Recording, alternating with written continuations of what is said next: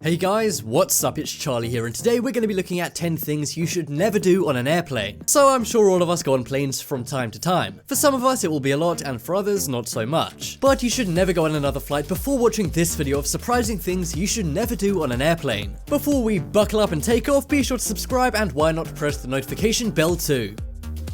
Coming in at number 10 on things you shouldn't do is use airplane headphones. So we all know flights can get boring and you'll pretty much do anything to escape the boredom. And that includes watching the airplane movies they have, which are always really bad. Well, when you're watching the movie you get a pair of headphones, but you should never use them. You may be saying, but Charlie, they're always packaged up, so what's the problem? Well, they may be packaged up, but that's because in between the flights they're cleaned and repackaged. Of course, it's pretty hard to clean headphones, especially if you have like 100 to clean in a very short space of time. So that means they're usually not cleaned all that well and could have things like ear bacteria on them. This can lead to ear infections, and another thing that's on these headphones are head lice. If someone who used them before had lice, then they'll come off onto the headphones and then right onto you. So next time, be safe and bring your own.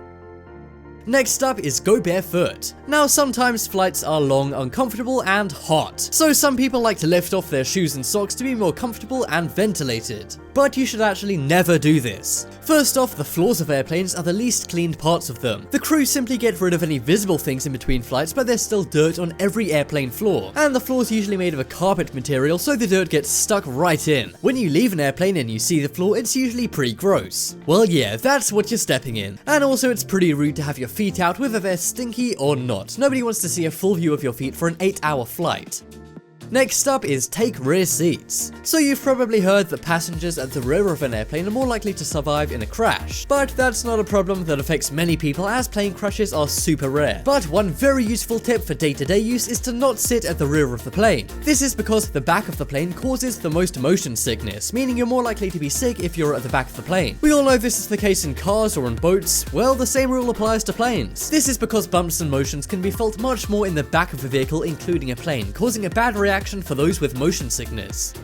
Next up is sit still. Now you're on a flight there's pretty much nothing to do. You're trapped in a metal box in the sky and that can get pretty boring. So some people spend their entire flight sat down watching movies, reading, or just doing nothing. Well, believe it or not, that is bad. You see, when you're on a flight your blood circulation slows down. Because of this, you're more prone to thrombosis and blood clots, which are more likely to be developed while sitting motionless. Kids usually get in trouble for running around airplanes, but it turns out parents should really encourage it. So to avoid thrombosis and blood clots while on a plane, you should stand up and take a lot of short walks around the plane. You should also take off your shoes on the flight, but don't go barefoot. We've already covered that. And finally, be sure to wear comfortable clothing that doesn't stop you from being able to move around. So any of you guys who enjoy wearing those crazily skinny jeans, then you better go change.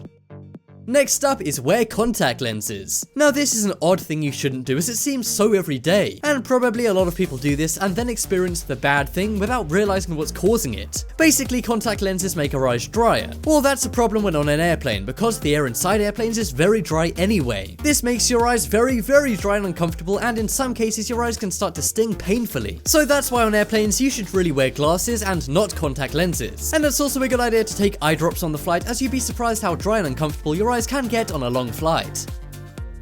Next up is touch things. We all know that many cities around the world are very dirty. Well, an airplane is like a meeting place for bacteria from all those places. And a hygienist has even said that airplanes are dirtier than most public bathrooms. That is why you should try and never touch anything while on an airplane. Sometimes passengers leave things like tissues, food and gum, and in some cases even diapers in the seat pockets or tray tables. And I'm not joking about the diaper one. One person actually found one of these in their seat pocket once. The staff don't always clean out this area, which means the plane is extra dirty. Also, you should never eat off the tray tables without a tissue or something underneath your food, as the tray tables are not cleaned. There's really no way getting around getting very germed up when you hop on a plane, but it's always best to take some wipes or hand wash with you to minimize germs and bacteria.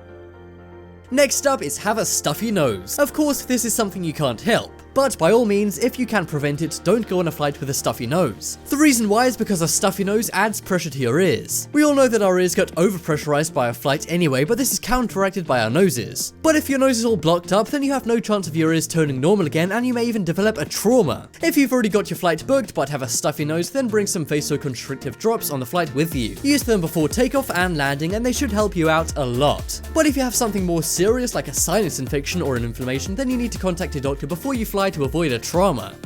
Next up is tuck your head in your lap. Now this one is odd and scary. We all know that in the event of an emergency landing, you're supposed to put your head in between your knees. Now this is supposed to protect you, right? Well, this year a viral news story's been going around telling you the real reason why they ask you to do this. Apparently this position means you won't survive a bad plane landing, and the reason why they would prefer you to pass away rather than get injured or disabled is because the payout for them is way less. It apparently costs them more if you get disabled, so they would rather you pass away. Now this hasn't been confirmed by anyone from an airline company, but it has gone super viral and many people say this makes a lot of sense. They say some companies would rather pay out once for a death than lots of times for someone who's disabled for life. Let me know your thoughts on this. Do you believe it or not? And does it scare you? Because I was pretty freaked out when I read this.